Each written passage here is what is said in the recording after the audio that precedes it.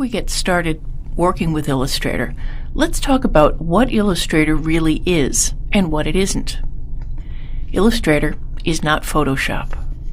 Photoshop is what's called a raster program. Illustrator is a vector program. Think about it this way. Photoshop is more like a paintbrush, where Illustrator is more like a wireframe.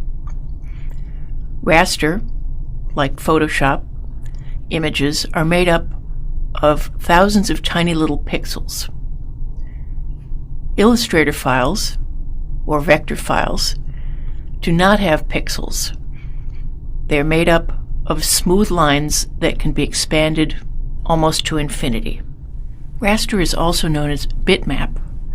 Now, both raster and vector files can be used for print applications, but most of the time you need a file to be rasterized in order to send it off for a web application so that you can save it as a JPEG or a GIF or a PNG.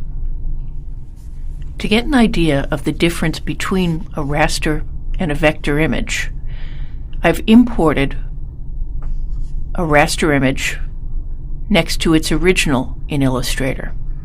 Let's zoom in just to get a sense of what they look like. As you can see, the image on the right is crisp, and you can see the actual points that are making up the image. The one on the left, because it's made up of pixels, can only be enlarged so far because it starts to get very rasterized. I'm going to zoom in, zoom out, start that a little bit over. I'm going to zoom out a little bit just to show you that this image on the right can be expanded almost infinitely, and it's still crisp because of the nature of a vector image. When I click on just this little piece of it, you can see the lines that make up my letter forms.